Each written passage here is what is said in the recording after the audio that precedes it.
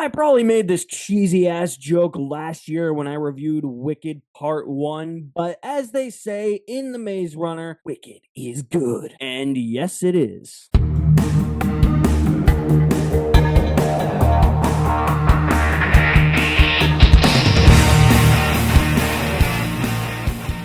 Hello, everybody. Thanks for tuning back in. If you are new to the channel, welcome to the channel. Today I'm going to be talking about Wicked for Good, Part 2 of the Wicked phenomenon based on the very popular Broadway play, also named Wicked. Do I really have to go through the cast on this? They're all returning from the first one. We know who they are: Cynthia Erivo, Ariana Grande, Jonathan Bailey, Jeff Goldblum, Michelle Yeoh, just to name off a few. As an angry mob rises against the Wicked Witch, Glinda and Elphaba will need to come together one final time.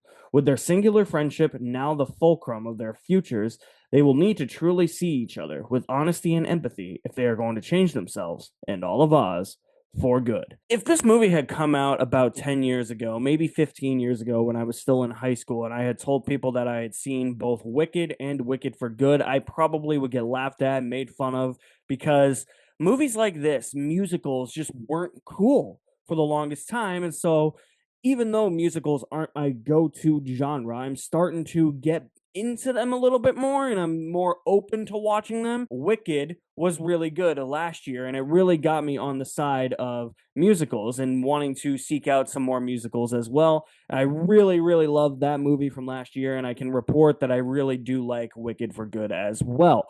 This is definitely an inferior part to its counterparts. It's not as good, but I did find a lot of enjoyment. With that, though, I will say a fair warning, it's going to sound more negative in this review than positive, I feel like. At least from my perspective, it's going to sound like I'm trashing the movie, and I'm really not. I really don't mean to, because I did actually really enjoy Wicked, Wicked for Good, rather, even if I didn't enjoy it as much as Part 1. What did I like about Wicked for Good? Well, Cynthia Erivo and Ariana Grande. They're both picture perfect for these roles. Cynthia Erivo captures every emotion that Elphaba is really conjuring up and her feelings inside and everything that she's going through. She captures that so well. And I have always thought Ariana Grande was perfect casting as Glinda the Good. It's just her personality fits with the character. So it's like, in a way, she's kind of playing herself, but she's not. But that's why Ariana Grande is so good in the role. She can tap into playing herself in a way, I guess,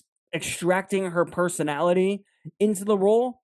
And that's what I really like. The camaraderie, the friendship between these two characters, as strong as ever in this movie. It's not as strong as it was in the first one, obviously, because of where we go with the story. But when the more emotional beats resonate with you and they're trying to swell you up a little bit in this movie, and they really do, this really does hit all the emotional beats that it has to. And it's because their friendship, their camaraderie, it's so well realized.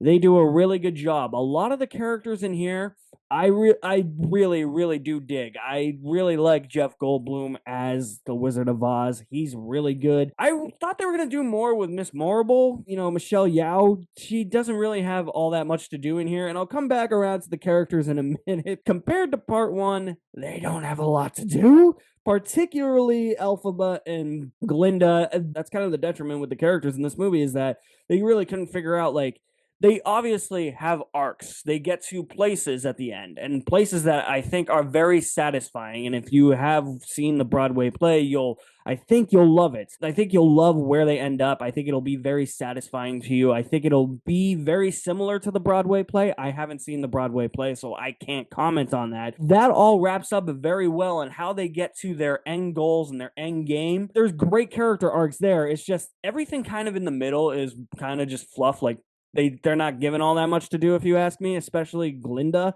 She's just kind of walking around Oz half the time, and I'm just like, yeah, you're kind of not doing anything in this movie, are you? But besides the point, I mean, you can look at this as a satisfying conclusion to a really good phenomenon that has finally been brought to the screen. I've seen a lot of people complaining about the Wizard of Oz connections. That was set up in part one. We saw that brief shot of Dorothy walking down the yellow brick road in part one. I don't get why that's a problem here. I like seeing the origins of certain Wizard of Oz characters. I'm not going to spoil who, but I thought they handled it really well. It never got in the way of telling the story of Elphaba and Glinda and their friendship and their emotional connection, their emotional bond, and their end goals. It never got in the way of telling the story that Wicked is trying to tell. So I really don't understand the complaints with the whole Wizard of Oz connections. It doesn't really make sense to me. And at times, the movie is visually appealing. When you have all the emerald green and the contrast with the pink, the movie really pops. And when they're on sets and everything's very colorful, the movie pops. I think it looks very good in those scenes. Unfortunately, John M. Chu is not filming any scenes at Shiz University in this one, so there's a lot less set work in this, and filming against a green screen and blue screen, and a lot of the color contrast and the color saturation is horrible. It's awful on the eyes, guys. I'm sorry, I've mentioned this so many times. It makes my eyes water, and it makes my eyes tired. At one point, I felt like I was going to fall asleep in the first half of this movie because I was just like, the color saturation is literally getting to my eyes. Like, it cannot handle how dark and gloomy this looks. Like, we gotta get away from this trope in movies where dark gloomy sky as a backdrop. Like, I don't get it. I really do not get it. I'm sorry. I shouldn't be harping on this thing for so long, but when my eyes get tired like that, I gotta point it out a little bit more. The songs and the musical numbers are definitely nowhere near as memorable. Like, the songs, when they're happening, are really good, but nothing really sticks out to me like Defying Gravity or Dancing Through Life or Popular from part one. I've had those stuck in my head long after the credits rolled on part one. I don't have a song stuck in my head for this part. I don't even remember the songs, to be honest with you. And the musical sequences in this movie feel very lazy. There are a few that are a bit energetic where it does look like there's things happening in the background and people are dancing and singing and moving around, but for the most part, it's just characters really just kind of standing around in a one spot singing into a void. It kind of feels like how Guy Ritchie directed the Aladdin live action, where it's just the camera following one person, but you don't see anything else off to the side or in the background actually happening. Kind of what it is here. The script is a bit messier as well. There are character decisions that are breezed over and they don't really explore the consequences of certain decisions.